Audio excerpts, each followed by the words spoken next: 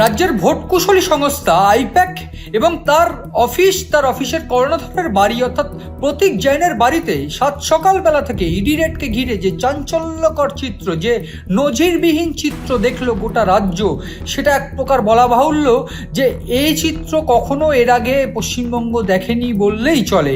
তার কারণ আমরা দেখেছি কাকভোর থেকেই এই আইপ্যাক অর্থাৎ ভোট কুশলী সংস্থা, যেটা তৃণমূলের অথরাইজড ভোট কুশলী সংস্থা, সেই ভোট কুশলী সংস্থার অফিস অর্থাৎ সেক্টর 5 এবং তার যে মালিক অর্থাৎ প্রতীক জৈন, তার যে লাউডন স্ট্রিটের যে বাড়ি, সেই বাড়ির তৃতীয় তলাতে, অর্থাৎ যে ফ্ল্যাট, সেই ফ্ল্যাটের তৃতীয় তলাতে তার যে বাড়ি, সেইখানে ইডি অর্থাৎ কেন্দ্রীয় আধিকারিক সংস্থা বা কেন্দ্রীয় তদন্তকারী সংস্থা একেবারে ভোর 6টা থেকেই তারা তদন্ত শুরু করে। এবং এই তদন্তে যেটা মূলত তথ্য উঠে আসছে যে কয়লা পাচার তদন্ত, যেটা ইলিগালি কয়লা মাইনিং, এবং সেইখান থেকে সেই সমস্ত যে মাইনিংয়ের যে ফান্ডিং, তাছাড়াও বিভিন্ন ক্ষেত্রে যে মানি লন্ডারিংয়ের অভিযোগ এসেছিল, সেইখানে দিল্লির একটি মামলায় তথ্য উঠে আসছে বা নাম উঠে আসছে আইপ্যাকের, এবং সেই নাম উঠে আসার দরুন তদন্ত শুরু হয়েছে। এবং সেই তদন্ত একেবারে এমন একটি নজিরবিহীন চিত্র দেখিয়ে দিল গোটা বাংলাকে। তার কারণ আমরা ইতিমধ্যেই দেখেছি, যখন যেটা রীতিমতো যে তদন্ত চলাকালীন মুখ্যমন্ত্রী মমতা বন্দ্যোপাধ্যায় তিনি এই প্রতীক জৈনের বাড়ি গিয়েছিলেন, নিজে খোদ তিনি গিয়েছিলেন এবং গিয়ে 25 মিনিট সেখানে ছিলেন।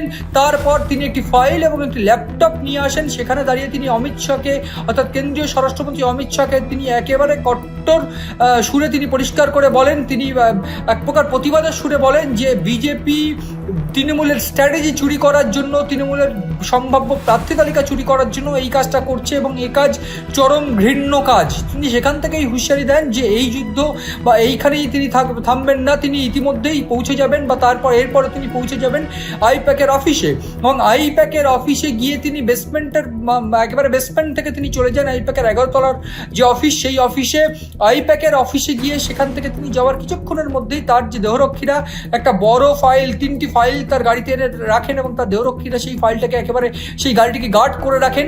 মমতা বন্দ্যোপাধ্যায় দীর্ঘ 1 ঘন্টা সেখানে ছিলেন। সেখান থেকে বেরিয়ে এসে মমতা বন্দ্যোপাধ্যায় তীব্র কণ্ঠে পরিষ্কার করে বলেন যে বিজেপি যে কাজটা করছে সে কাজটা চরম ঘৃণ্য কাজ, চরম অপরাধ। তার কারণ যে সম্ভাব্য স্ট্র্যাটেজি, যে নথি আমরা অর্থাৎ তৃণমূল, তিনি পরিষ্কার করে বলেন যে আমরা ভোট কুশলী সংস্থা আইপ্যাক, আমাদের এটা অথরাইজড পার্টি, অথরাইজড একটি আইটি, আমার এই আইটি অফিসে হানা দেওয়া অর্থাৎ যে দলীয় যে কার্যকলাপগুলো হয়, দলীয় যে স্ট্র্যাটেজি, সেগুলো হাতিয়ে নেওয়ার চেষ্টা, তিনি সম্ভাব্য প্রার্থী তালিকাও হাতিয়ে নেওয়ার চেষ্টার অভিযোগ তিনি করেছেন। তাছাড়াও তিনি একেবারে স্বরাষ্ট্রমন্ত্রী অমিত শাহকে টার্গেট করে পরিষ্কার করে বলছেন যে এই যে কাজটা বিজেপি করেছে বা যেটা করছে বিজেপি, সেটা অত্যন্ত ঘৃণ্য। তার কারণ আমরা দেখেছি এসআইআর নিয়ে বিভিন্ন ক্ষেত্রে বিভিন্ন লোকের নাম বাদ দেওয়া থেকে শুরু করে 1.5 কোটি লজিক্যাল ডিসক্রিপেন্সির যে অভিযোগ বিজেপির তরফ থেকে, যেটা কমিশনের তরফ থেকে আনছে, সেক্ষেত্রেও বিজেপির হাত রয়েছে, এই অভিযোগও তিনি করছেন। তার পাশাপাশি একেবারে পরিষ্কার করে মমতা বন্দ্যোপাধ্যায়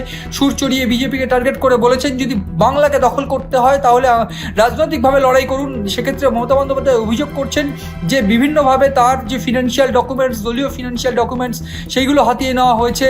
বিভিন্নভাবে ফরেন্সিক এক্সপার্টদের এনে সকালবেলায় কাগজপত্র, আইপ্যাকের সমস্ত অফিসে কাগজপত্র সরিয়ে নেওয়া হয়েছে, বিভিন্ন গুরুত্বপূর্ণ নথি সরিয়ে নেওয়া হয়েছে। তিনি অভিযোগ করছেন এরকমও যে আইপ্যাকের অফিসে হানা দিয়ে বিভিন্ন সাইবার এক্সপার্টদের দিয়ে বিভিন্ন ল্যাপটপ থেকে নথি সরিয়ে নেওয়া হয়েছে, দলীয় নথি, যে নথি দিয়ে এক্সপার্টরা কাজ করে।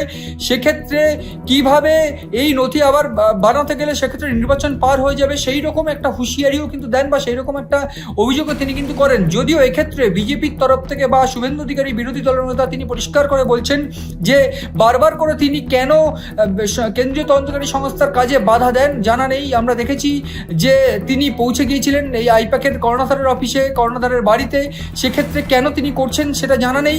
কিন্তু ইডি তার কাজ চালাবে, ইডি যদি কোনো জায়গায় রেড করে, সেইখানে মমতা বন্দ্যোপাধ্যায় যদি গিয়ে তাদের কাছে বাধা দেয়, তাহলে অবশ্যই তাদের বিরুদ্ধে একেবারে তাকে গ্রেফতার করা উচিত বা তার বিরুদ্ধে পদক্ষেপ নেওয়া উচিত।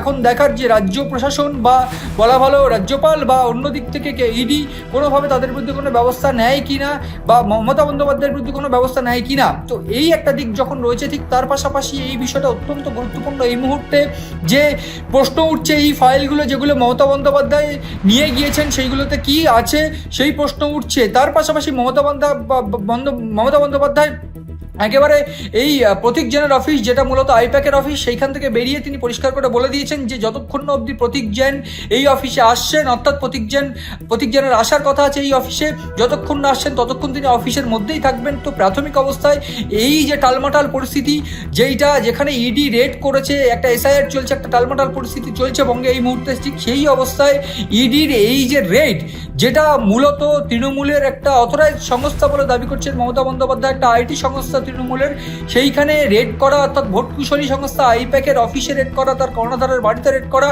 সেইটা অবশ্যই বিজেপির একটা রাজনৈতিক ষড়যন্ত্র বলে দেখছেন মুখ্যমন্ত্রী মমতা বন্দ্যোপাধ্যায়। এবং ঠিক সেই ঘটনার প্রতিবাদে তিনি এই মুহূর্তে বলছেন বিকেল 4টে থেকে সমস্ত রাজ্যের সমস্ত ব্লক এবং সমস্ত জায়গায় প্রতিবাদ করার একটা ডাক তিনি দিয়েছেন বা ঘোষণা তিনি করেছেন। তার পাশাপাশি মমতা বন্দ্যোপাধ্যায় পরিষ্কার করে জানিয়ে দিয়েছেন, যেমনটা রাজীব কুমারের ক্ষেত্রে আমরা দেখেছিলাম যে তিনি ধর্নায় বসেছিলেন, এবং এক্ষেত্রে পরিষ্কার করে তিনি বলছেন এখনও আমি জানি না এক্স্যাক্ট কি করা হবে, সেগুলো আমরা বসে আলোচনা করব, কিন্তু এখন তিনি জানিয়েছেন যতক্ষণ অবধি প্রতীক জেন আইপ্যাকের অফিসে আসছে ততক্ষণ কিন্তু তিনি আইপ্যাকের অফিসেই বসবেন। এখন এই মুহূর্তে যে আপডেট সেটা জানানোর চেষ্টা করলাম, কিন্তু এরপরে কি কি ঘটতে চলেছে সেইগুলো দেখতে অবশ্যই নজর রাখুন সিএন ডিজিটালে।